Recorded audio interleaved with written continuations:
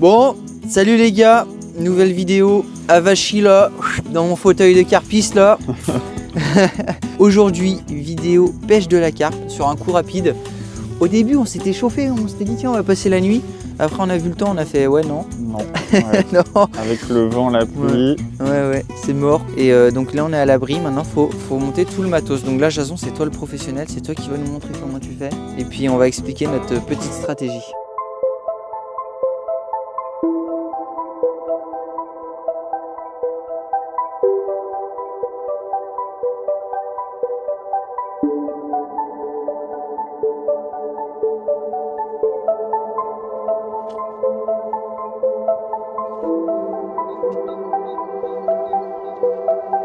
On va mettre des cannes en flotte tube parce que c'est quand même plus simple, comme ça on est plus précis. Yeah, on est plus précis, comme on pêche pas mal de la vase, ça évite que les plombs s'enfoncent trop. Aussi. Puis au moins on sait quand on pose propre que ça s'en mêle pas, vu qu'il y a du vent quand même aujourd'hui, on a un vent de travers. Ouais, carrément. On pêche avec 2 cannes, pas besoin de plus. Déjà si on s'occupe bien des 2 cannes. Voilà. Vaut mieux bien pêcher avec 2 cannes que pêcher approximativement avec 4 ou 3. Exactement. Sur l'amorçage, ça fait 2 jours qu'on amorce quand même. Ouais. On n'est pas fou. Ouais. C'est quand même une grande étendue d'eau, mine de rien. Donc on a quand même amorcé, mais très léger. Léger, il n'y a même pas 1 kg par jour. Ouais. Donc pour la plupart des carpistes, ça représente rien du tout. Et le but, c'est comme on est en hiver, que le lac est monté, tout ça, qu'il fait encore froid, on se dit que les poissons vont peut-être pas trop manger, pas trop se gaver. On a préféré mettre peu d'appât, se concentrer sur le fait qu'on va prendre des poissons de passage, et plutôt que d'en mettre trop et au risque de les gaver s'il y a peu de poissons qui passent, et puis de complètement plier la pêche. En bouillette, on a décidé de prendre 2 saveurs. Première saveur, écrevisse. Donc ouais. Vraiment des valeurs sûres pour les pêches hivernales comme ça. Et on a une deuxième bouillette cette fois-ci qui est très connue, la Hot Diamond, c'est ça? Ouais, Hot Diamond qui est vraiment clairement une bouillette épicée qui se diffuse l'arôme très vite dans l'eau. L'idée c'était d'avoir quand même quelque chose dans l'amorçage qui attire, on va dire, assez vite les poissons. Et puis de trancher, d'être complémentaire avec le goût carné de l'écrevisse, quoi. Ouais. Si avec ça mord pas, et ben c'est qu'on sera planté. Oui, c'est qu'on se sera planté. De toute façon, dans cette vidéo, vous allez voir, on va bouger pas mal de spots. C'est pour ça aussi qu'on n'a pas trop amorcé. On a amorcé plusieurs spots. Ouais. Pendant 2 jours, en fait, on a pas mal bougé autour du plan d'eau, enfin du lac. C'est un petit lac de barrage. On a pas mal bougé autour. On a pas mal observé et on a mis, on a amorcé sur plusieurs zones. Là, par exemple, on est vraiment à l'entrée du Nance parce qu'on se dit que les carpes peuvent se mettre dedans pour cet hiver. Elles sont tranquilles. Vu que l'eau elle a pas mal monté, on a un courant au milieu du lac qui se forme parce que du coup, forcément, c'est en crue dans les rivières. Donc, on se dit peut-être que la lance peut être pas mal. Mais on n'est pas à l'abri de se planter et on a d'autres solutions derrière. Là, sur le premier poste, on a une canne qui va aller sur une pointe. Ouais, sur un substrat plutôt dur. Ouais, qui pêche l'entrée de la anse, au cas où il y a des poissons qui circulent, qui rentrent ou qui sortent de la anse pour rejoindre le reste du lac, avec effectivement une pointe, donc un peu plus de cailloux, substrat différent. Et la deuxième, plus profond, mais dans la vase. Voilà, plus profond, en extérieur de la sortie de la anse, pas trop dans le courant non plus, et sur un espèce de fond plat de vase comme il y a partout, quoi. Bon bah allez, let's go, c'est parti.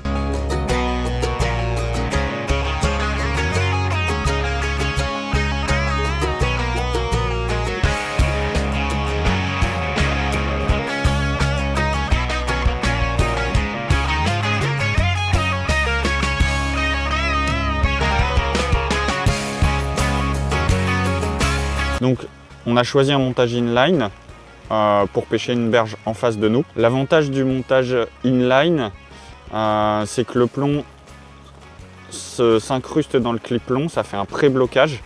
Et on a tout le poids du plomb qui est en direct sur la ligne, on n'a pas un plomb déporté. Ce qui fait que déjà on augmente l'efficacité du ferrage. C'est-à-dire que quand la carpe prend l'appât, elle a 100% du poids du plomb dans la gueule et le ferrage est beaucoup plus efficace. Et qu'il n'y a aucun delta de possibilité comme avec un montage avec un plomb dérivé où la carpe lève le montage, elle n'a pas le poids du plomb tout de suite, elle sent la résistance du montage, elle lâche. Là, en fait, au moment où elle va sentir le montage, c'est déjà trop tard. Il y a déjà le poids du plomb qui a planté l'hameçon. Et la carpe n'a pas le temps de recracher le montage. Elle se pique instantanément quand elle engame l'appât. Donc c'est efficace, je trouve, pour pêcher les berges en face ou les endroits restreints.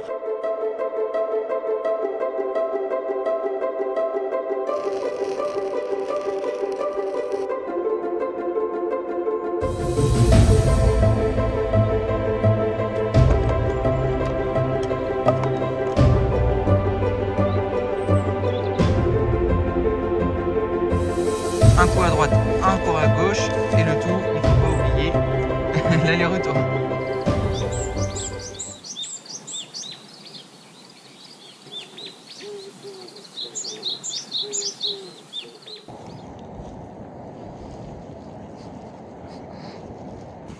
Bon les gars, là on est sur le premier spot, donc ça donne rien. Ça fait 3 heures qu'on pêche sur la zone. Comme on a dit tout à l'heure, on pêche rapidement, on cherche les poissons.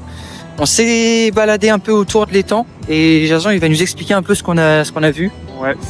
En fait, déjà pour revenir à la base, on était sur un poste où il y avait une connexion entre une anse et la partie principale du lac.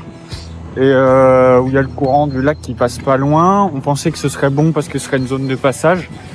Et visiblement, pour l'instant, pas d'activité. Alors peut-être que ça pourrait se déclencher plus tard. Mais là, le but, c'est d'être mobile, vu qu'on connaît pas cette partie du lac pour trouver vite les poissons. Ouais. Et en se promenant un peu, on a trouvé une zone avec une grande banquette, un grand plateau plutôt sableux. Et là, on a vu quelques signes de fouilles sur le plateau de sable qui est peu profond et qui est en plein soleil toute la journée. Ouais. Et vu qu'on n'a pas vu d'activité de notre côté, qu'il y a du vent, que c'est un peu plus profond, plus à l'ombre, on s'est dit que c'est potentiellement meilleur si on visait un autre spot pour essayer d'explorer, sachant que c'est le seul endroit où on a vu un peu d'activité du secteur. Et puis en même temps, il est assez logique ce spot parce que déjà c'est un virage. Déjà les virages c'est toujours bon. C'est l'intérieur du virage, donc théoriquement le courant passe de l'autre côté. C'est là où ça casse le courant, donc un virage, donc c'est toujours bon. En plus de ça, il y a du sable, donc c'est encore une autre granulométrie. Ouais. Et l'eau stagne et c'est peu profond, donc avec le soleil qu'on a, exactement, c'est abrité du vent. Et c'est ça le truc, c'est qu'on a un vent du nord. Et on se dit peut-être que vu que là on est en plein soleil sur l'autre spot qu'on a vu là-bas, on a vu quelques fouilles, on se dit que ouais, c'est peut-être pas con d'y aller. C'est pas con. Donc c'est ce qu'on va faire, hein, je pense, Jason. Ouais, c'est ce qu'on va faire, on va bouger. Donc là on a nos 2 cannes toujours. Elles donnent rien, donc on va bouger. On met les cannes à un flot de l'autre côté, puis on va changer après le kiwi et tout. Let's go! Bon les gars, voilà le nouveau spot. Alors, il n'y a pas de pointe, il n'y a rien de ça. Là l'objectif en fait, on est, vous voyez, sur un virage. Et donc là, ce qu'on va faire, c'est qu'ici on a une bande. Ici on a une bande de sable qui va à peu près jusqu'au milieu, quoi. On a vu que ça fouillait par là. Donc on va en mettre une ici. Et la deuxième, on ira la mettre plus à la sortie du courant. Parce que le courant, du coup, il fait ça. Il va au fond là-bas. Et puis il prend le virage après. Donc du coup, on va en mettre une plus au milieu là-bas. Et une plus dans le sable. Voilà. On va utiliser 2 montages coques sur les 2 cannes parce qu'on pêche notre berge à proximité. Et du coup, on a moins de risque de touche retour. Donc le montage COG sera totalement adapté. Et en fait c'est un plomb sur clip plomb donc dérivé avec un deuxième point d'ancrage à l'avant du plomb. Ça permet de toujours avoir un maximum de poids du plomb sur le montage, un peu moins clean line mais très bon quand même. Tout en permettant à côté de ça un système de fuite de la carpe avec le plomb qui glisse sur le corps de ligne et qui est détaché du corps de ligne. L'avantage d'avoir un plomb un peu détaché du corps de ligne et qui glisse sur le corps de ligne, c'est qu'on a moins de décroches pendant les combats et des départs plus violents, du coup plus faciles à détecter entre guillemets. On a des touches plus franches. Là, comme on va pêcher devant nos pieds, le poisson il va venir vers nous au niveau de la berge, prendre le montage et le premier réflexe qu'il a, c'est de fuir de l'autre côté. Donc il va directement être en tension sur la ligne et on va avoir des touches très nettes. On va être très réactif à la touche. Donc on va utiliser le COG aujourd'hui pour ça.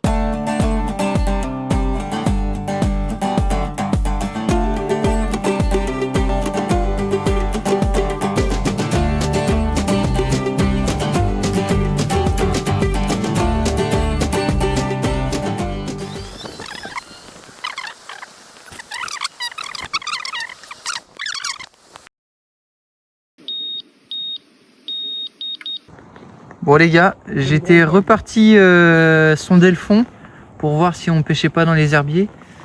Et là, il y a eu un départ. Mais à mon avis, c'est... Ah non, c'est pas une brème. C'est pas une brème? Elle revenait vers toi? Ah non, c'est tanké en fait. Je vais aller le détanker si tu veux. Ouais, vas-y, fais ça. Bon les gars, une magnifique tanche. C'est pas ce qu'on est venu chercher, mais on a un semblant de quelque chose. Je suis bien piqué. Les couleurs sont incroyables. Les couleurs sont belles. Ouais. Vas-y, attends, je vais dépiquer. T'embête pas. C'est bon, il est piqué. Magnifique. Magnifique. Bon les gars, première tanche. Autant vous dire les gars que on part sur 0 indice. Ça veut tout et rien dire. De faire une tanche en plein après-midi, ça veut rien dire du tout. La seule chose qu'on a compris, c'est qu'il y avait une touffe d'herbier qui était juste devant nous. Et c'est vrai qu'on pêchait pas mal décalé à la touffe d'herbier. Maintenant, on va essayer de le recoller, cette touffe d'herbier, bien qu'on soit en hiver. Pourtant, il y a eu des gelées, hein, mais elle a réussi à tenir. Donc, écoute, on va pêcher tout autour. On se dit qu'en fait, maintenant, c'est notre point de référence et qu'on va mettre nos lignes un petit peu plus décalées, puis une autre à côté, juste à côté, là, à 1 mètre de l'herbier. Mais bon, faut se dire que les poissons vont être tankés. Donc heureusement on a le flotte tube. Sinon, sans flotte tube, je pense que tu as du mal à les sortir. Enfin bref, on va la remettre. Donc là Jason, il refait un stick. Et cette fois-ci, je vais la positionner parce que de base, cette canne là, où on a pris la tanche, elle était positionnée à quoi? 5 mètres des herbiers, 5-6 mètres? Peut-être un peu plus. Peut-être même un peu plus, ouais. Là vraiment, on va essayer de la coller.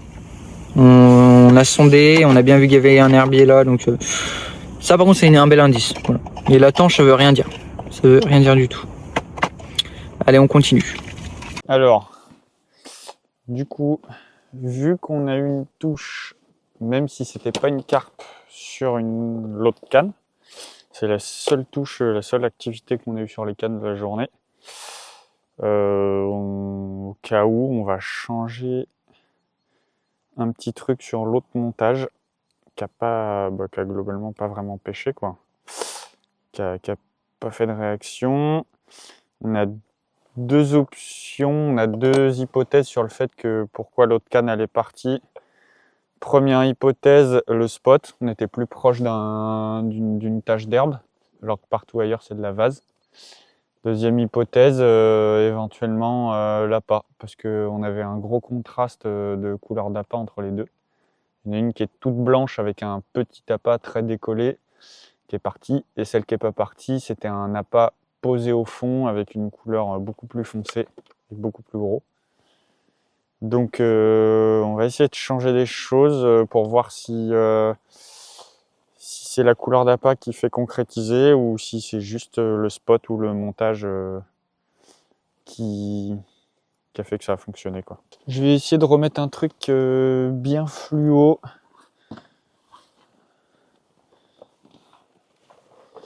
Ou blanc.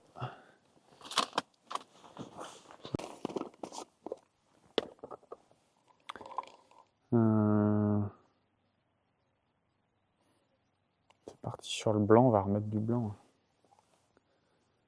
On va rester dans la même gamme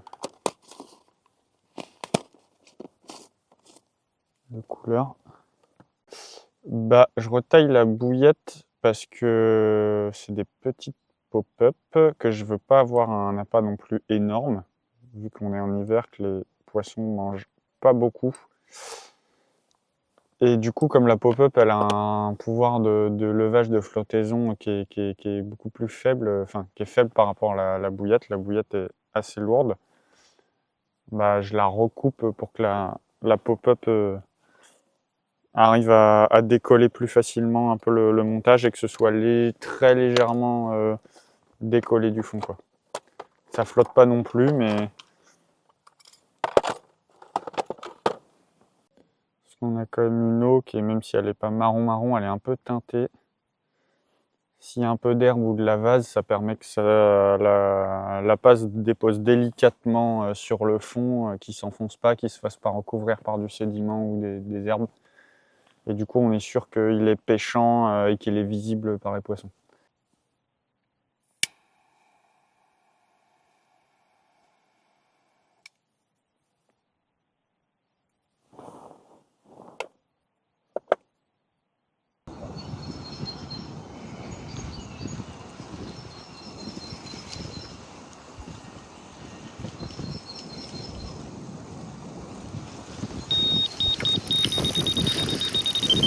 C'est pas une très grosse, je pense. Ouais. Ça met des coups de tête comme un poisson de 6-7 kg, tu vois. Quoi? Ça met des coups de tête comme un poisson de 6-7 kg maximum. Ok. Ah, t'arrives à l'extraire, ça va. Ouais, non, mais elle vient toute seule, donc c'est un petit poisson. Un petit poisson un peu tonique, mais c'est un petit poisson. La petite épuisette sera bonne, Ouais, toi, tu elle est penses? au coup de tête, c'est certain. Hein? Au coup de tête, je pense que c'est vraiment un petit poisson. Bon, on a une petite carte. On va vous la présenter. Oh, piqué que sur la bordure. En bas? Ouais. Parfait. Nickel. Le montage, mais t'as plus de plomb. Il a glissé par terre, il est par terre. Tu l'as vu? Oui, il est à côté de moi là. Ah oui, je vois. En plus, l'eau elle est froide.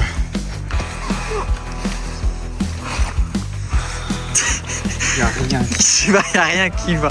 Depuis le début de journée, y a rien qui va. Tout ça. Allez, tu arrêtes les bêtises, s'il te plaît. Voilà. Magnifique. Ça fait combien d'après toi? Pronostic? 5, 5? 5, 6. Moi je dis que ça fait 6.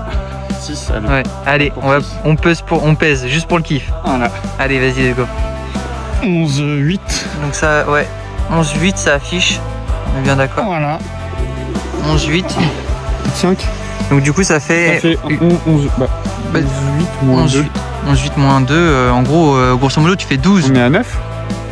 Ah bah 12, ça fait 10. On est à 10. Ouais, on est à 9, 8 quoi. Ouais, 9,8. On est à 9, 8. Donc là, on a une belle mémoire de 9,8. On est loin de nos. Ça fait trop longtemps qu'on n'a pas pêché la carte. Je préfère Oui. Donc 9,8 là, les gars. On a une belle carte. C'est vrai qu'après, quand tu compares avec la main, quand même, ça en fait une belle. Hein. Bon, allez, on va la relâcher. Je vais juste mettre ça pour côté. Les nageoires, elles sont magnifiques. Franchement, il y a vraiment des couleurs de fou furieux.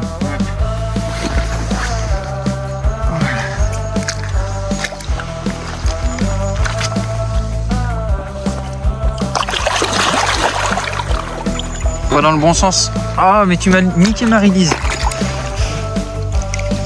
Va par là.